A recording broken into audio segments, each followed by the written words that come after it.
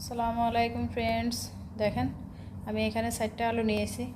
আলুগুলোকে আমি খোসা খোসা ছাড়িয়ে নিয়েছি। এখন আমি আলুগুলোকে পটেটো ফুল বানাবো। দারুণ, দেখবেন অনেক মজা। পটেটো তো অনেকভাবে খেয়েছেন, এভাবে একবার খেয়ে দেখবেন। এখন আমি স্লাইস করে আপনাদেরকে দেখাবো।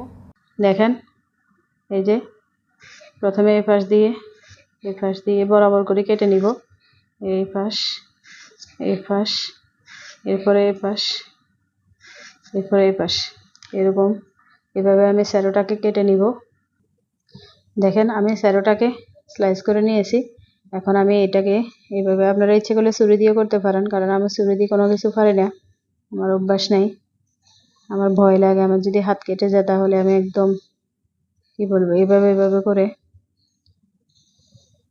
বরাবর করে, বেশি পাতলাও না আবার বেশি মোটাও না। হ্যাঁ, এবারে আবার এই পাশ দিয়ে সেম এভাবে করে এইভাবে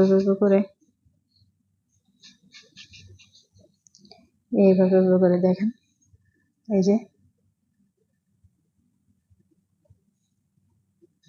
এই যে দেখছেন, এভাবে করে আমি স্যারোটাকে করে নিব।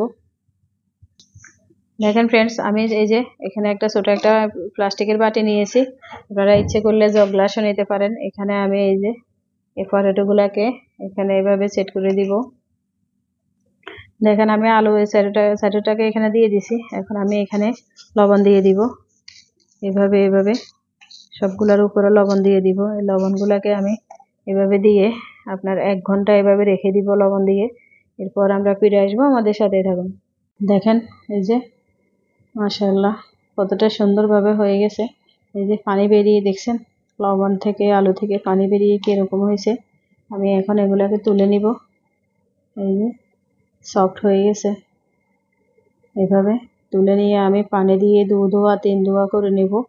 2-3 দফা করে ধুবো, ধুয়ে একদম পরিষ্কার করে নিব খুব সুন্দরভাবে। এভাবে করে ফুলের মতো করে নিব।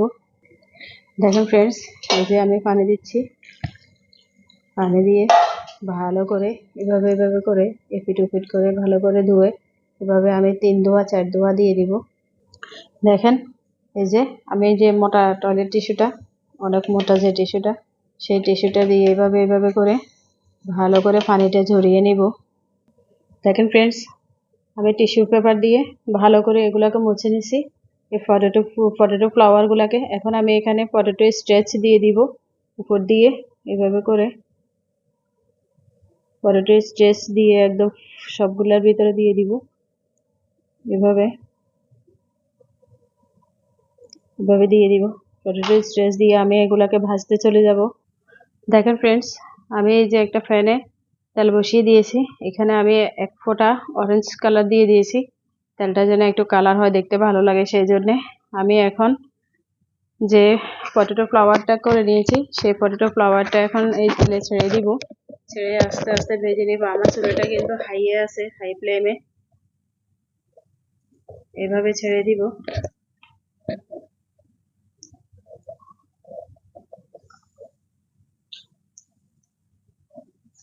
পটেটো ফুলগুলা কত দারুণ, কতটা সুন্দর, কতটা ফাইন, দেখলে বুঝতে পারছেন কতটা দারুণ লাগছে।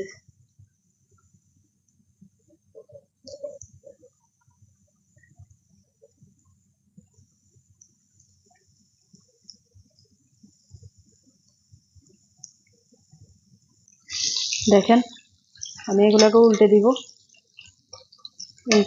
এই ফুলগুলাকে, পটেটো ফ্লাওয়ারগুলাকে উল্টে দিব। উল্টে পাল্টে ভালো করে একটু ব্রাউন কালার করে ভেজে নিব।